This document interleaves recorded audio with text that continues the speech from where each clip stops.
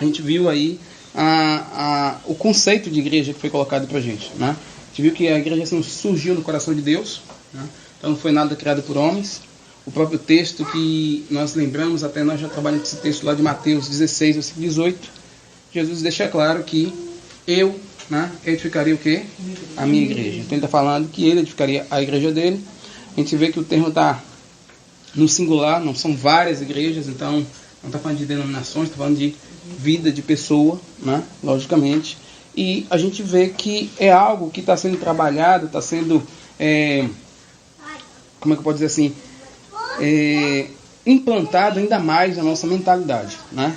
Não é que a gente não soubesse, a gente já tinha esse conhecimento, mas a coisa está tomando um rumo cada vez mais pessoal e personalizado.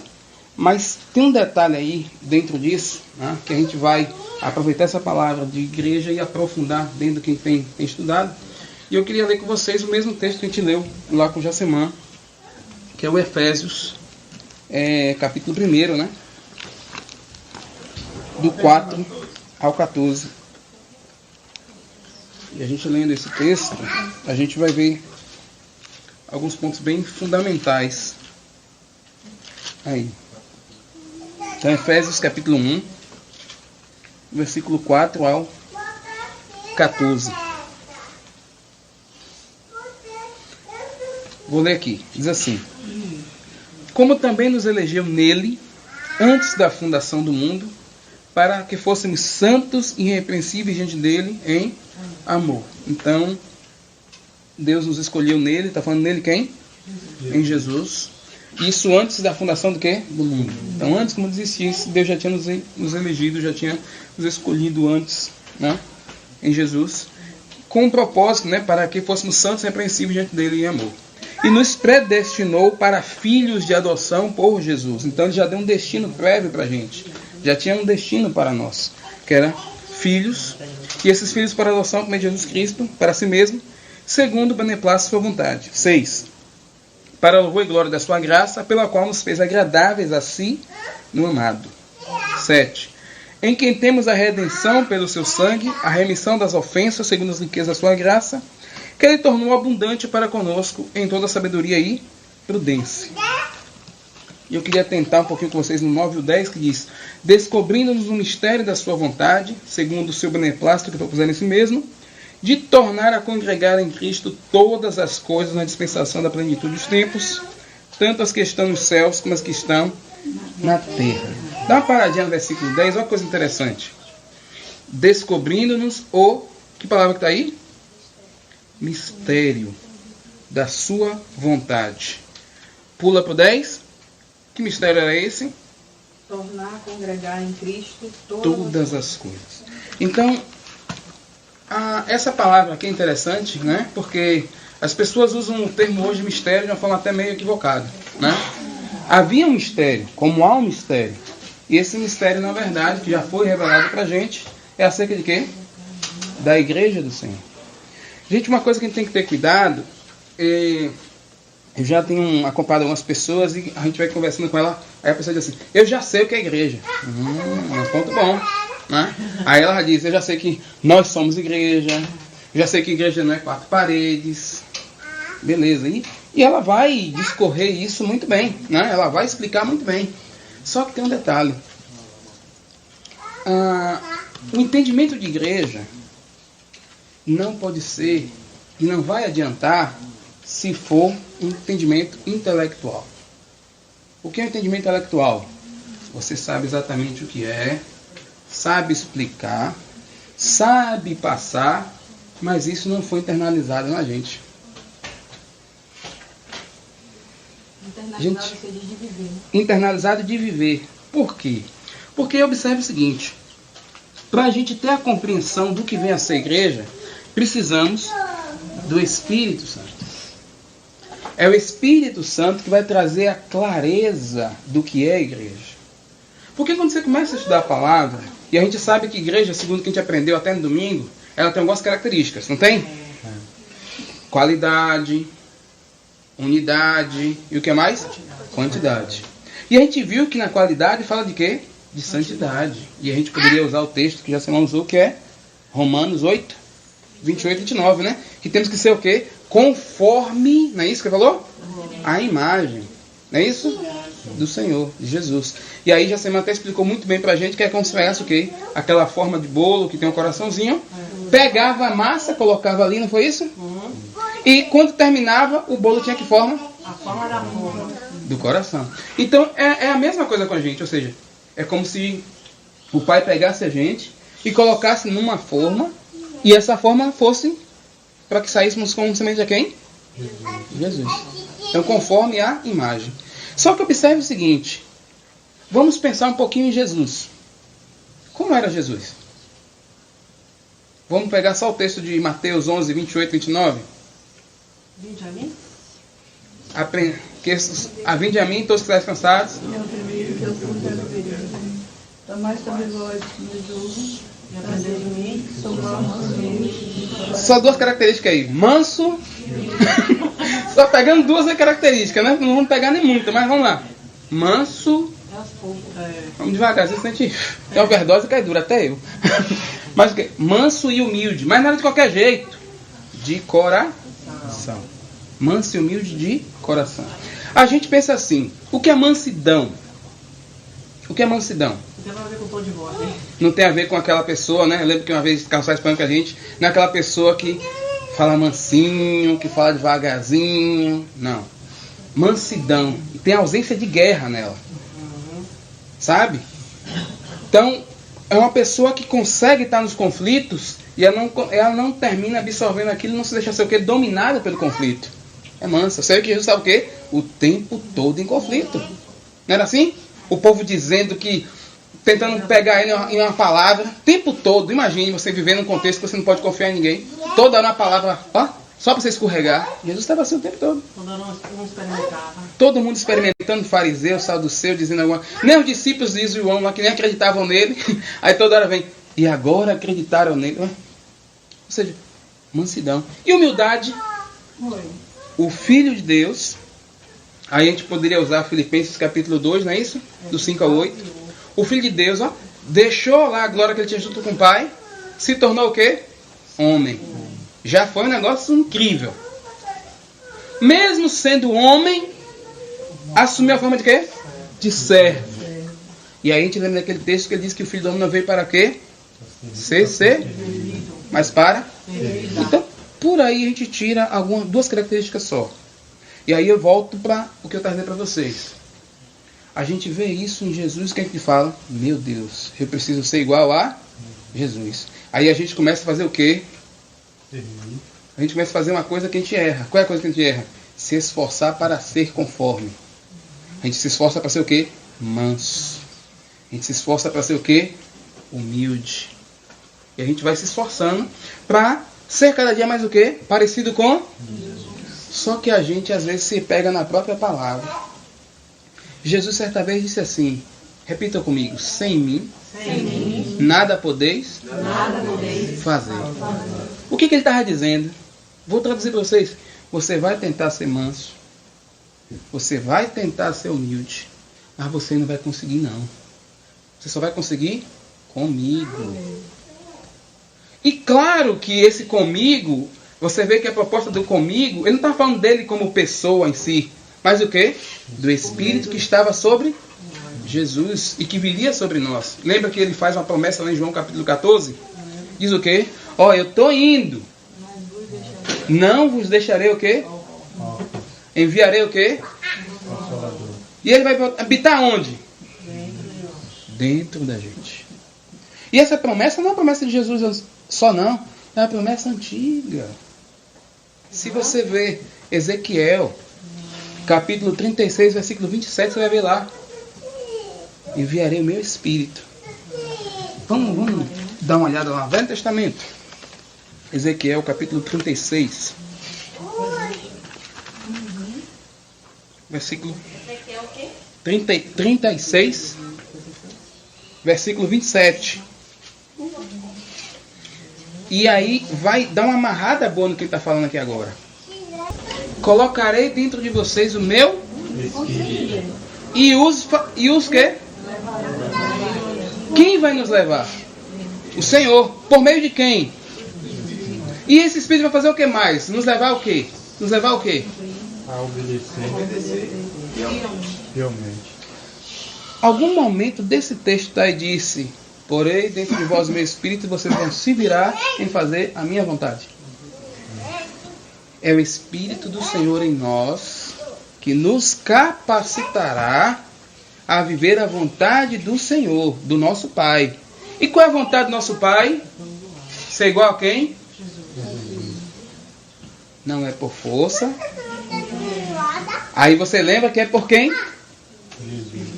No texto diz, não é por força, é por violência, mas é pelo meu? Você começa a entender que a gente vai se esforçar, mas a gente não vai conseguir, porque é pelo Espírito Santo de Deus que vamos viver a igreja. É pelo Espírito Santo de Deus que seremos igreja, que seremos conforme quem? Cristo Jesus. Não tem outra forma de ser, a não ser desta forma, que é por meio de quem? Jesus. Então é interessante que fala, o mistério, a gente leu aí no Efésios 4, voltando para ele, no mesmo Efésios capítulo 1, só que agora, desculpe, versículo 9, que foi o que a gente acabou de ler, que ele diz, descobrindo o mistério da sua vontade, aí eu pulo, né? Porque ele faz uma explicaçãozinha, mas ele, de tornar a congregar, ou seja, de trazer tudo de volta para como tem que ser, que é quem? Em Jesus. Por que Jesus? Porque nele foi criado todas as coisas, tanto nos céus quanto na terra. Mas aí eu volto a dizer para vocês, não é pela força. Quer ver um exemplo para a gente ficar melhor, para a gente saber que não é pela força? Às vezes você teve um vacilo, às vezes você falou que não devia na sua chateação, né? Não numa discussão com uma pessoa, um ente querido, um amigo, e aí você, puxa, oh meu Deus, me perdoa, pequei, não vou mais repetir isso, vou fazer mais isso. E aí você vai, pede desculpa à pessoa e tal e tal. E em outro momento que você chateou, e você não quer fazer aquilo. E não é porque você, não, sabe? Mas está na gente isso. Por quê? Não é pela força. É pela dependência do Senhor. Então, viveremos a igreja do Senhor. Seremos ela quando entendemos o que Jesus fez e viveu. Porque Jesus, vamos lá, voltando para o texto de Filipenses que eu citei aqui. Jesus fez o quê? Se esvaziou. Pronto, agora pensa comigo. Imagine um copo aqui, cheio de água. Se Jesus se esvaziou, se Jesus é o copo, o que ele fez com a água que estava dentro? Ficou vazio. Jesus se esvaziou, mas Jesus viveu vazio? Não. O que foi que preencheu Jesus? O Espírito Santo. Jesus abriu mão de sua glória, esvaziou-se e se deixou ser cheio do Espírito. E viveu aqui na terra dependente do Espírito. Isso para nós é a revelação de que se eu continuar caminhando nessa terra, segundo o que eu tenho de conhecimento, segundo o que eu tenho de busca, de coisas que eu acho boa, que eu acho que eu sou assim, a gente não vai conseguir. Temos que nos esvaziar para que o Espírito do Senhor possa nos direcionar. O negócio é tão sério, parece simples, né? Mas é sério. Que Jesus caminhou aqui 3 anos e meio com os discípulos, não foi?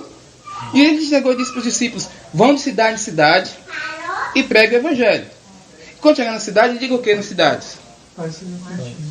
Na casa, parece ser antigo, mas na cidade é chegado o reino. Não leve bolsa, não leve nada, na casa que chegar vocês comam, tal. E o Senhor deu autoridade para eles, milagres aconteceram. Aconteceram ou não aconteceu? E quando eles voltaram como? Felizes. Jesus, a gente orou, o povo era curado. O povo estava lá, os milagres aconteciam. Beleza. Aí Jesus dá uma advertência a eles. Qual a advertência? Alegrai-vos não pelo que é feito, né? Mas porque o vosso nome está escrito no livro da vida. Não pelo que você está vendo acontecer. Porque isso é o quê? Normal.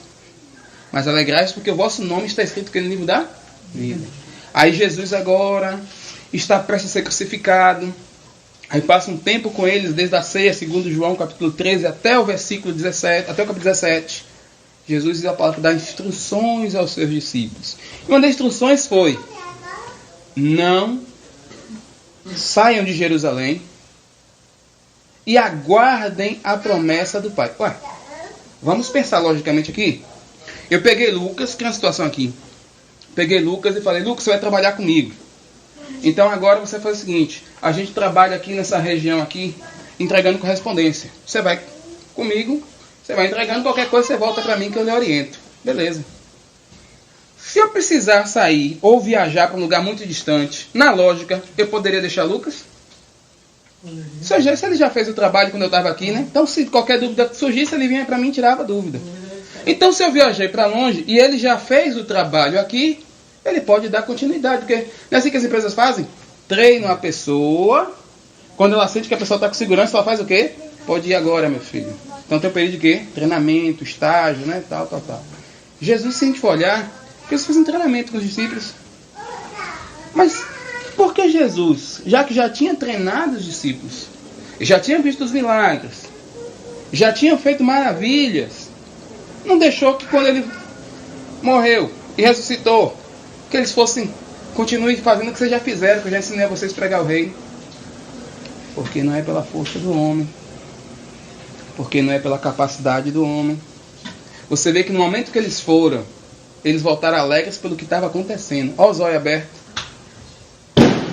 Eu estou orando, está acontecendo. Pô, eu estou falando, está acontecendo. Eu. Não, fica alegre, Né? Mas só que aquela alegria, Jesus chegou e jogou um balde de água fria, né?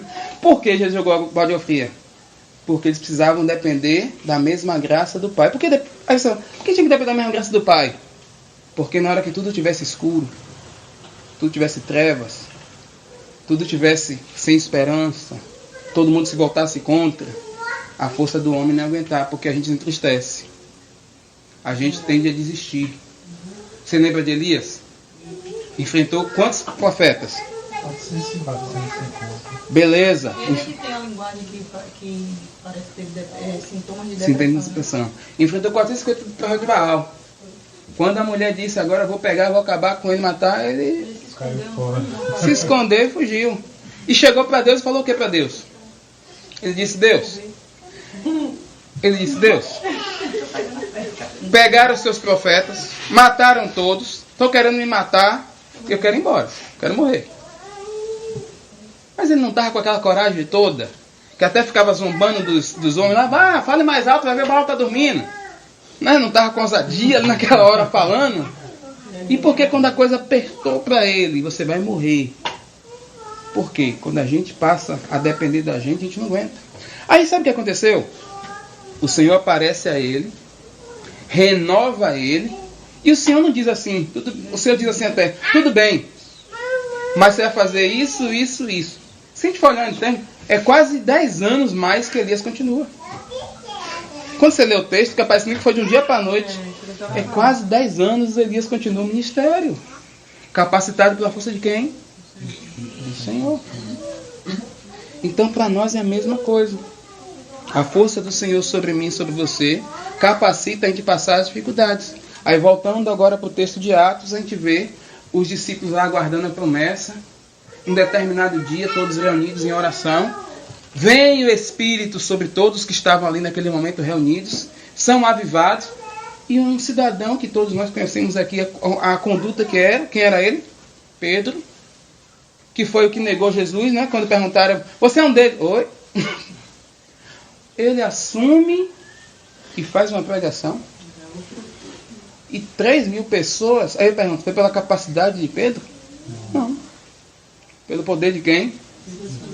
Que ele tinha que aguardar, porque somente o Espírito Santo pode abrir os corações, somente o Espírito Santo pode convencer os corações. Olha que coisa interessante. Em Atos 3, vem Pedro e João indo ao cenáculo, indo lá ao templo para reunir com os outros discípulos. E tinha aqui sentado na porta lá do templo um coxo, né? E aquele coxo fez o quê? Pediu esmola. E Pedro deu dinheiro a ele, não deu? Não. Ele tinha? Não, nem prata nem ouro. Mas o que eu tenho? Te dou. E aconteceu o quê? O coxo foi curado. O coxo. Foi andando. E o povo ficou como? Maravilhado. Maravilhado só? O povo ficou assim, ó. Digamos que fosse Lucas aqui e Jéssica, o povo ficou assim, ó. Surpresa. E aí Pedro diz assim: vocês estão olhando pra gente por quê? Achando que foi pelo nosso próprio poder e autoridade que fizemos. Fomos nós, não. Mas foi o poder do nome de derramado por meio de quem? Do Espírito.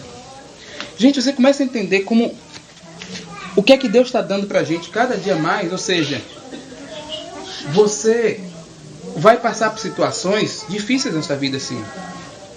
Vamos passar por situações muito complicadas, assim. Mas dentro de você está o Espírito do Senhor, que vai te capacitar, que vai te fortalecer, que vai te erguer. Porque Jesus já sabia que iríamos passar aflição. Ele disse isso pra gente. Mas a dependência do Espírito Santo nos ajuda a viver como Jesus viveu, que vai ser semelhante ao que aqueles homens viveram. E essa igreja que somos nós, estamos experimentando hoje, vai ser diferente do que os homens disseram que era. Então, nós temos hoje toda a capacidade de viver essa igreja que o Senhor tem. Porque o poder do Espírito Santo está em quem? Está em nós, está em mim. Se a gente entender isso, a gente vai viver melhor do que temos vivido hoje. Isso é revelação do Senhor ao nosso coração. Porque a gente tem tentado, mas não tentado com a nossa força. E falta, a gente cansa. A gente cansa porque a gente não aguenta. Mas se a gente ouve o que o Senhor está falando conosco todos os dias, a gente vai obedecer. Por quê? Porque o Espírito Santo vai nos guiar para sermos como Jesus, para caminhar como Jesus andou, para experimentar o que Ele experimentou. E isso está acessível a todos porque foi dado como? De graça. De graça. Então, a igreja que nós somos, essa igreja se move por causa do Espírito Santo que está na gente. A força que nós temos vem do Espírito Santo. Às vezes a gente pensa assim, eu não vou aguentar. E eu digo a você está certíssimo. Nós não vamos aguentar, porque a gente é fraco. Mas o poder de Deus em você fortalece, mantém você de pé. Quem aqui não já pensou em desistir? Quem aqui muitas vezes não já pensou em falar assim, não dá mais não, está pesado. Mas o Espírito em nós tem nos erguido, tem nos capacitado, tem nos fortalecido, tem nos feito enxergar coisas que às vezes nossos olhos físicos não conseguem enxergar. E é essa clareza que Jesus vivia. Eu fico impressionado como às vezes Jesus estava caminhando e se a gente olha no contexto natural, tudo feio, tudo errado, ou seja, homens que estavam com ele, sendo que um deles ia trair. Homens do lado dele gerando ciladas. Homens que estavam lá só querendo receber bênçãos, né? Como a gente já sabe, só cura. Outros só queriam alimento. Mas ele estava tão cheio do Espírito Santo, tão centrado no Espírito Santo, que aquilo não abalava ele. Aí eu poderia até falar de um outro homem, que era Estevão. Lembra de Estevão? Diz a palavra que Estevão foi um dos diáconos instituídos, né? E era um homem, ó a palavra que usa, cheio do Espírito Santo. E aí você vê, sim, e esse cheio fez o que com ele? Ele combatia alguns judeus de fala grega, e a palavra diz que ele falava com a sabedoria tal que ninguém podia resistir. Porque não era a sabedoria dele, era de Deus. E quando ele foi levado, né, acusado de testemunhas falsas para ser martirizado, a palavra diz que os homens, quando olhavam para ele, viam seu rosto como o rosto de quê? De um anjo. E o Senhor trouxe uma revelação maravilhosa para ele. E aí ele vê e diz, eis que vejo o Senhor assentado à direita do trono do Pai. E o povo faz o quê? Fica desesperado, rasga a roupa e começa a apedrejar ele, né? E o que é que ele fala quando está sendo apedrejado? A mesma palavra que Jesus diz. Pai, perdoa-lhes porque não sabem o que fazem. Gente, quem é o homem natural que tomando pedrada, porrada, vai dizer um negócio desse? Ou não vai lançar uma palavra de maldição? Não consegue Né? Nem consegue nem pensar, porque a injustiça é tanto que foi injustiçado foi injustiçado. Então, voltando o ponto. A igreja de Deus, a revelação de igreja de Deus é um mistério que foi revelado por Jesus para nós. Quem clarifica esse mistério para nós é o Espírito Santo. E é Ele em nós que nos faz entender a grandeza da obra do Senhor que nós não conseguimos entender. Eu lembro que uma vez em Curitiba eu disse para os irmãos: a igreja do Senhor está viva, de pé e atuante. Porque a igreja do Senhor não é isso aqui. Eles estavam no espaço lá grande. Eu falei, a igreja de Deus não é isso aqui. A igreja de Deus somos nós. Então, estamos aqui e ela está viva, trabalhando. E o Senhor tem nos ajudado para que outros mais venham fazer parte dessa igreja. Porque quando a gente olha para o quadro, fica parecendo, né, que está tudo feio. Mas é só a gente olhar com os olhos do Espírito. E você vai ver pessoas crescendo, pessoas amadurecendo, pessoas sendo vivificadas, sendo fortalecidas. Porque Existem pessoas fiéis. Existem pessoas fiéis porque é o poder do Espírito Santo em nós que tem nos movido. Se a gente olha para os nossos olhos físicos, fica difícil de confiar. Por que fica difícil confiar? Porque o homem é mau. Mas quando ele olha por meio dos olhos de Jesus, a gente entende as dificuldades, a gente entende as coisas, porque a gente começa a entender, pô, agora eu entendi porque Jesus suportou Pedro. Agora eu entendi porque ele suportou Paulo, ou João. E o Paulo, né? Que o Paulo ainda perseguiu a igreja. Ou seja, se entendemos o que o Espírito Santo tem feito, vamos cada dia mais buscar por revelação. O Senhor vai cumprir a música que cantamos aqui, que Val relembrou. Vai transformar o quê? O coração. Nos revigorar, nos renovar. O coração. E o nosso conhecimento de igreja não será um conhecimento intelectual. Será um conhecimento o quê? Prático. Não é? Interessante, porque não será pela nossa o quê? Força. E é interessante isso, que coisa simples, né? E é uma coisa tão simples porque eu lembro da música que a gente cantava, né? Que a gente chegou a cantar, até eu levei o Romilson, né, tocando, que aquela música pra mim foi uma música assim perfeita, que pra mim Deus revelou aquela música, aquele rapaz. Quando ele fala, cantando como sendo Deus falando, dizendo, né? O meu trabalho, o teu trabalho é apenas descansar em mim. O teu trabalho é esse. Ou seja, é dele, somente dele, do nosso Pai, todo o trabalho, porque realmente Ele projetou tudo, enviou o Filho, morreu pela gente, e o nosso trabalho hoje é descansar nele. Descansar como? O Espírito dele nos movendo para fazermos tudo. E se a gente não parar, a gente vai continuar errando, porque a gente vai tentar ser bom, não vai conseguir. Vai tentar ser manso, não vai conseguir. Vai tentar ser honesto, não vai conseguir.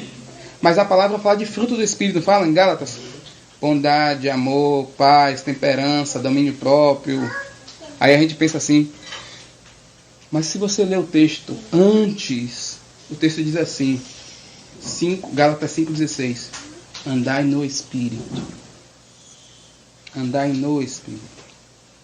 E jamais satisfareis a vontade da carne, ou com concupiscência da carne. Ou seja, eu andando no Espírito, ou seja, guiado pelo Espírito, direcionado pelo Espírito, esses frutos virão na minha vida. E eu não satisfarei a minha carne fazendo o que é natural. Ser desonesto, mentir, enganar, roubar, sabe? Não perdoar. Então, está tudo encaixadinho na palavra, tudo.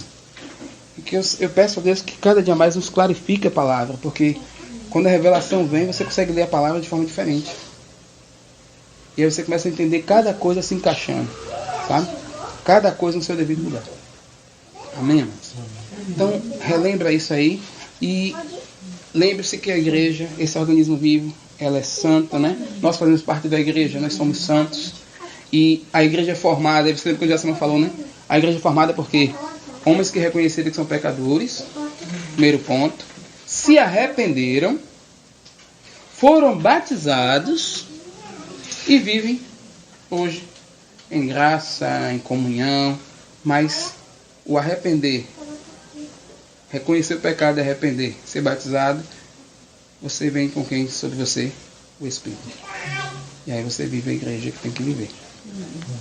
Amém? A igreja que tem nome, né? A igreja que tem nome. Jackson, Laura, Val, né? A igreja que tem nome. Interessante isso, que é uma coisa tão interessante, porque a igreja é uma, mas ele fala, a gente usa o termo igreja que tem nome porque eu sou igreja, você é igreja, né? Que é essa junção nossa que fala isso. Amém, irmãos.